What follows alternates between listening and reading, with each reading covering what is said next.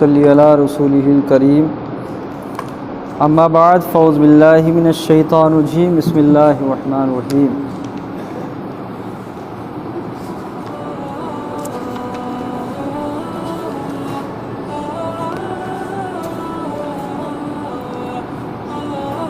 فخلف من بعدهم خلف اضاعوا الصلاة واتبعوا الشہوات فسوف یلقوا غیا صدق اللہ مولانا العظیم وبلغنا رسولہ النبی الامین المتین الکریم ونحن علی ذلک لمن الشاہدین والشاکرین والحمد للہ رب العالمین۔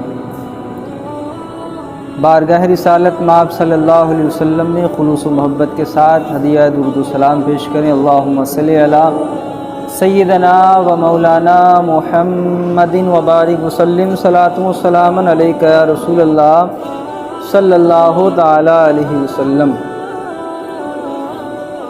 الہی رونق اسلام کے سامان پیدا کر، دلوں میں مومنوں کی الفت قرآن پیدا کر، جو دل مردار ہیں غافل نماز پنجگانہ سے، الہی اپنی رحمت سے تو ان میں جان پیدا کر۔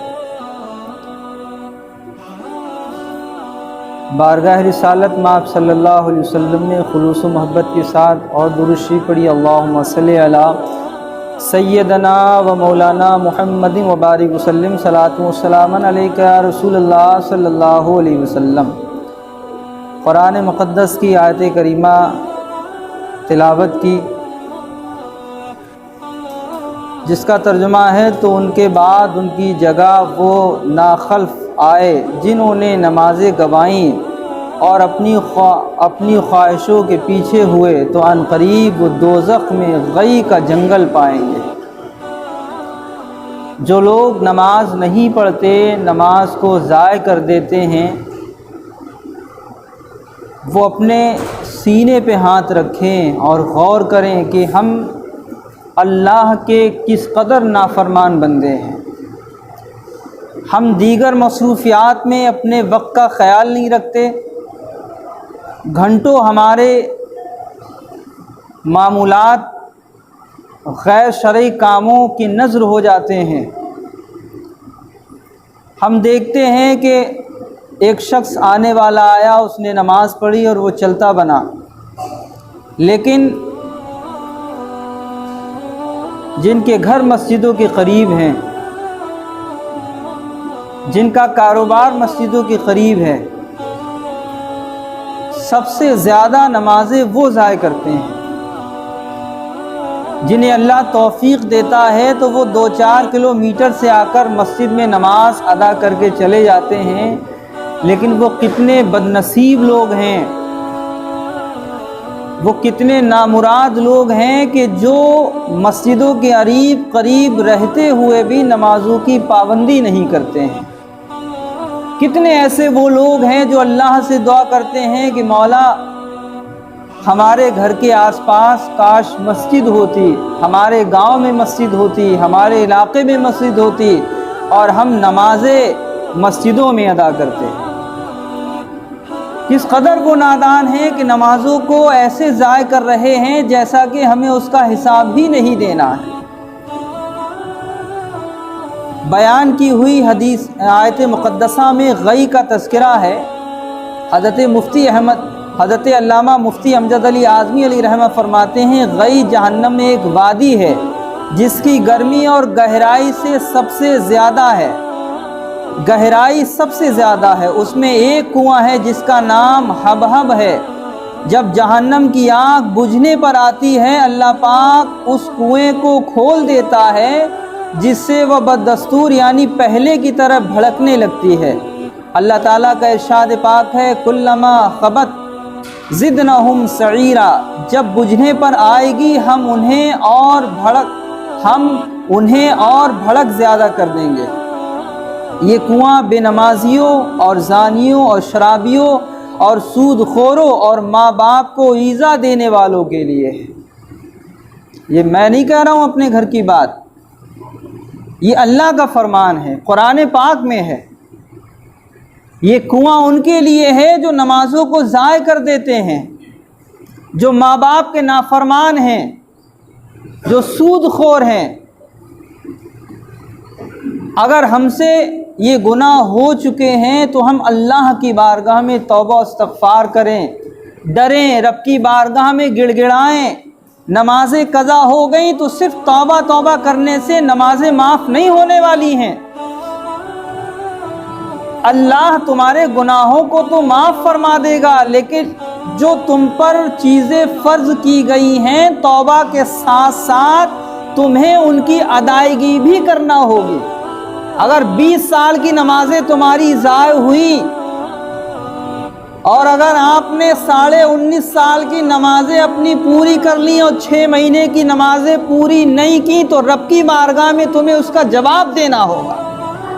بینک سے بینک بیلنس لے کے آتے ہو، پورے اصول و ضوابط کے ساتھ بینک والے جو ہے آپ کو قرضہ دیتے ہیں، اگر چند پیسے آپ کے رہ جائیں، جمع آپ نہیں کر پاتے ہیں تو اس کا آپ کو حساب دینا ہوگا۔ بیاج پر بیاج اس پہ لگایا جائے گا۔ ارے تم تو رب کی رحمت پر جو ہے ناز کرو، اللہ کی بارگاہ میں، اور آپ جتنا ناز کریں کم ہے۔ ہم وقتوں پر جو اپنی نمازیں ادا کرتے ہیں تو ہمیں کہیں بھی کوئی گنجائش نہیں کرنا ہے۔ اگر ذرا سی بھی نماز میں مسٹیک ہو گئی، واجبات چھوٹ گئے، کوئی ایسا نقص ہوا تو ہمیں سجدہ سہو کرنا ہوگا، تب ہماری نماز پوری ہوگی۔ ہم نے الحمد شریف اگر پوری نہیں پڑھی تو ہمیں سجدہ سہو کرنا ہوگا۔ نماز میں کوئی نقص اگر ہماری پیدا ہوا، یا تو نماز نہیں ہوگی یا ہمیں سجدہ سہو کرنا ہوگا۔ لیکن قربان جاؤ اس مالک حقیقی پر، اگر ہماری نمازیں زیادہ قضا ہو گئی ہیں، بہت زیادہ، ہم نے اپنی زندگی کے ہوش میں نمازوں کو ضائع کر دیا ہے، بیٹھے بیٹھے کرسیوں پر صحت بنائی جاتی ہے، آل فال باتیں بک کر نمازوں کو ضائع کر رہے ہو، اللہ کی بارگاہ میں تمہیں جواب نہیں دینا پڑے گا؟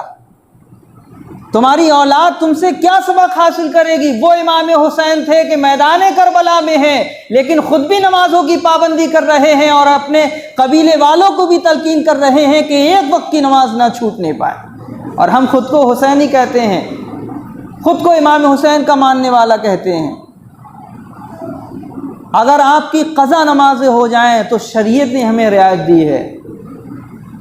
کسی کا اگر ہم پر قرض ہے تو وہ ہمیں بخشے گا نہیں۔ بینک کا اگر ہم پر 10,000 روپیہ قرض ہے تو ہمارا پورا سود کے ساتھ ہمیں پیسہ جمع کرنا پڑے گا، جو پیسہ لیا وہ بھی دینا پڑے گا، اور جتنے دن قرض لیا ہے ہر دن کے حساب سے ہمیں قرض دینا پڑے گا۔ لیکن رب کی رحمت پہ قربان جاؤ، اگر ہمارے ذمے کئی نمازیں قضا ہو گئی ہیں تو قضا نماز کا طریقہ تو یہ ہے کہ ہم نماز میں تخفیف کر لیں۔ اگر ہمیں تسبیح 3 بار پڑھنا ہے تو ہم 1 بار تسبیح پڑھ کر جو ہے رکوع و سجود کر سکتے ہیں۔ قرآن مقدس کی آیت کریمہ میں ہم تخفیف کر سکتے ہیں۔ ہمیں تو اللہ کی رحمتوں سے مالا مال ہونا چاہیے۔ ہمیں تو کتنی چھوٹ دی گئی ہے کہ اگر آپ کے بدن پر کپڑے نہیں ہیں، 2 کپڑوں کی جگہ اگر آپ کے بدن پر 1 کپڑا ہے تو آپ کو نماز نہیں چھوڑنا ہے، بلکہ 1 ہی کپڑے سے آپ کو نماز پڑھنا ہو۔ اللہ کی رحمتیں آپ ذرا دیکھیے، ہمیں ہر موڑ پر اس نے ہمیں رعایت دی ہے۔ اگر ہمیں پیشاب کے قطرات بار بار آ رہے ہیں تو شریعت کا حکم یہ ہے کہ مثلاً یہ جمعہ کا وقت ہے اور آپ کو پیشاب بار بار آنے کی بیماری ہے تو آپ جمعہ کی نماز کے لیے وضو کیجئے، اور اتنے وقت میں آپ جتنی چاہیں نماز پڑھ سکتے ہیں۔ قطرہ آتا ہے آپ آنے دیجئے اس کو، آپ کی نماز میں کوئی کمی نہیں ہوگی۔ لوگ اپنے آپ مفتی بنے بیٹھے ہیں، کسی سے پوچھو کہ نماز پڑھنے کیوں نہیں آتے؟ ارے وہ حضرت تھوڑی پرابلم ہے۔ ارے پرابلم ہے تو بتاؤ نا کہ حضرت سے، پرابلم ہوتی تو ڈاکٹر سے تو کھلی کھلی بتا دو گے۔ لیکن جب کوئی اور مسئلہ آ جاتا ہے تو نمازیں چھوڑنا شروع کر دیتے ہو. کم سے کم مسئلہ آ کے پوچھتے کہ ہمیں یہ مسئلہ ہو گیا ہے، بتائیے، ہماری شرعی رہنمائی آپ کیجیے. نمازوں کو ایسے ہم ضائع کر رہے ہیں. اور قسم خدا کی اولاد وہی اچھی ہے کہ مرنے کے بعد بھی جو تمہیں فائدہ دے، ورنہ یہ جہنم کا ایندھن اولاد ہم پیدا کر رہے ہیں. اگر ہماری ماں، ہمارے والد اس دنیا سے رخصت ہو گئے اور ہم وقت پر نماز ادا نہیں کر رہے ہیں تو آپ یہ سمجھے ہمارا نماز نہ پڑھنا ہمارے ماں باپ کے لیے نقصان دہ ہوگا، اور ان کو عذاب دیا جائے گا کہ تم ایسی اولاد چھوڑ کے آئے ہو جو وقت پر نماز بھی ادا نہیں کرتی. خالی تیجے 40ویں ہم لوگ کرا کے یہ سوچتے ہیں کہ اللہ بخش دے گا، لیکن جو ہم نے گناہ کیے ہیں، جو فرائض چھوڑے ہیں، اس کا حساب کون دے گا؟ یہ مسجد کے مولانا لوگ، یہ مسجد کے امام لوگ تمہارے یہاں تیجا 40واں پڑھ کے چلے آئیں گے، تمہیں پورا یقین کامل ہو گیا ہے کہ صرف 40 دن میں جو ہے والدین کی مغفرت ہو جائے گی. جو تم نے گل کھلائے تھے دنیا میں رہ کے، اس کی بھرپائی کون کرے گا؟ اللہ کا خوف پیدا کریں اپنے دلوں میں. لاک ڈاؤن کا جب معاملہ تھا تو جینا اماموں کا دشوار کر دیا. فون پر فون کیے جاتے تھے کہ حضرت ہم آ جائیں پڑھنے کے لیے، ہمیں ایک جمعہ پڑھنے دیجئے. نہیں حضرت مان جائیے آپ. جو لوگ لاک ڈاؤن میں جان کھائے ہوئے تھے آج وہ نماز نہیں پڑھ رہے ہیں، اور جو نہیں پڑھتے تھے وہ آج نماز پڑھ رہے ہیں. پریشان کر کے رکھ دیا تھا.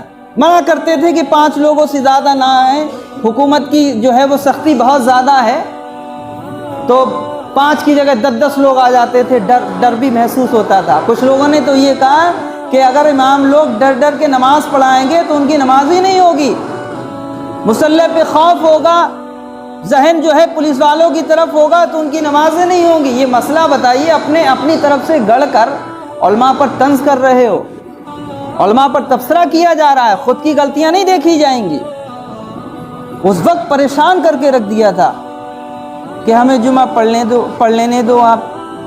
نہیں صاحب بہت دن ہو گئے، دل بڑا بے چین ہے. آپ کو دل کہاں چلا گیا؟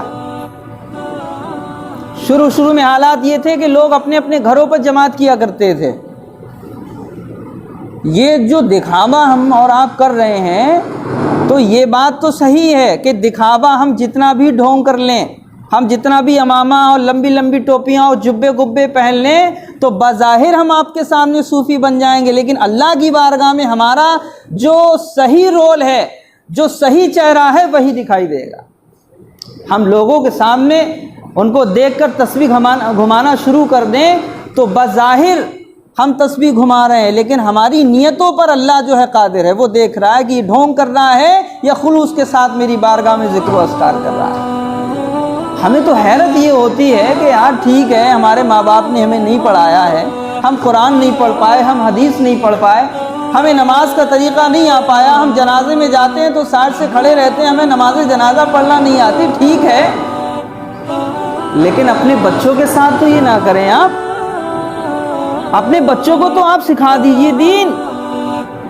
آپ اپنے بچوں کو بڑی بڑی یونیورسٹی میں بھیج رہے ہیں، آپ کا بچہ MBBS ڈاکٹر بن گیا، PCS کے ایگزام میں وہ بیٹھا ہے، LLB اس نے کر لیا، وہ وکیل بن گیا، ڈاکٹر بن گیا، پروفیسر بن گیا، اور اللہ کی بارگاہ میں نماز ادا کرنے والا مکمل بندہ وہ کیوں نہیں بن پایا؟ یہ آپ کی کمی ہے. آپ جو ہے وہ زمین پر زمین خریدتے چلے جا رہے ہیں، پلاٹ پر پلاٹ آپ خریدتے چلے جا رہے ہیں. کس کے لیے خرید رہے ہیں؟ حضرت علی شیر خدا رضی اللہ تعالیٰ نے قبرستان کی جانب سے گزرے، آپ نے قبرستان والوں کو سلام کیا، السلام علیکم ورحمۃ اللہ وبرکاتہ. جواب آیا وعلیکم السلام. عقیدہ ملا ہمیں کہ جو لوگ دنیا سے رخصت ہو جاتے ہیں بظاہر وہ ہمارے سامنے غائب ہوئے ہیں، لیکن اللہ کی بارگاہ میں وہ زندہ ہیں اور ہمارے سلام کا جواب دیتے ہیں.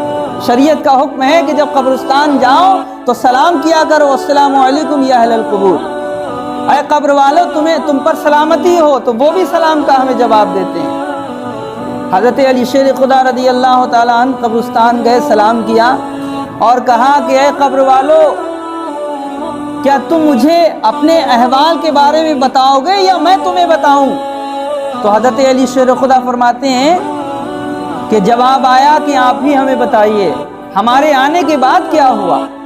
تو آپ فرماتے ہیں کہ تمہارے مکانوں میں دوسرے لوگ آباد ہو گئے، جو تم بلڈنگیں چھوڑ کے آئے تھے اب ان کو دوسرے لوگ استعمال کر رہے ہیں. تمہاری بیویوں نے دوسروں سے نکاح کر لیا ہے. تمہاری اولاد تمہاری دولت پر عیش کر رہی ہے. اب مردے جواب دیتے ہیں کہ ہم جو چھوڑ آئے، ہم نے جو غلط پیسہ استعمال کیا، ہمیں اس کی سزا مل رہی ہے، لیکن جو ہم اللہ کی راہ میں خرچ کر کے آئے ہیں اس کی بنا پر ہمیں قبر میں چین و سکون حاصل ہوا ہے. ہم کس لال باغ میں ہیں یار؟ ہمیں ہر ٹاپک پر ہمیں بتایا جاتا ہے، قوم کی اصلاح کی جاتی ہے، لیکن ہمارے دل اور ہمارے کان کس قدر ناکارہ ہو گئے ہیں کہ ہم اچھی بات تسلیم کرنے کے لیے تیار ہی نہیں ہیں. پوری فیملی آپ اپنے گھر کا سروے کریں، کب اپنے گھر کی طرف نظر دوڑائیں گے آپ؟ کب اپنے ضمیر کو جھنجلا کر اپنے آپ میں آپ بات کریں گے کہ ہم کتنے ناکارہ بندے ہیں؟ رات بھر آپ کام کرتے ہیں، آپ کے پاس جب مال زیادہ آ جاتا ہے، آرڈر زیادہ آ جاتے ہیں، تو ہمیں اب آپ کو رات میں نیند نہیں لگتی ہے. پوری رات جو ہے وہ آپ آرڈر کا کام بنا کر اور اپنے گراہک کو دیتے ہیں. اس وقت آپ کو فکر نہیں ہوتی کہ ہمارا وقت زیادہ جا رہا ہے. ایک چھوٹا بچہ آیا، میں نے اس سے کہا بیٹا بہت دنوں کے بعد آئے لاک ڈاؤن کی وجہ سے، تمہارے پاپا کیوں نہیں آتے نماز پڑھنے؟ تو اس بچے نے جواب معلوم کیا دیا؟ بولے پاپا کو ٹائم ہی نہیں مل پاتا ہے. ایسی ناکارہ اولادیں پیدا کر کے خود کو یہ کہنا چاہتے ہو کہ ہم جنتی ہیں، ہم غوث اعظم کی نیاز دلا کے ہم جنت میں ڈائریکٹ چلے جائیں گے. اگر صرف نیاز ہی سے جنتیں مل جاتی تو یہ بزرگان دین جو ہے وہ جنگلوں میں رہ کر عبادت و ریاضت نہ کرتے، بلکہ صرف فاتحہ خوانی کر کے اور اس دنیا سے رخصت ہو جاتے. بزرگان دین کی سیرت پر ذرا غور کریں آپ، کس قدر یہ رویا کرتے تھے جب ان کی ایک نماز جو ہے چھوٹ جایا کرتی تھی. ایک نماز کے بدلے میں 70 نمازیں ادا کرتے تھے کہ ہو سکتا ہے اللہ ہم سے ایک نماز میں قبول نہ ہو تو 70 نمازیں پڑھو اور ہمارا رب ہم سے راضی ہو جائے. اپنے اندر بھیا کوالٹی پیدا کرو. یہ علماء ہمارے لیے سرمایہ ہیں. ہمارا باپ ہم سے دین کی بات شیئر نہیں کرتا ہے.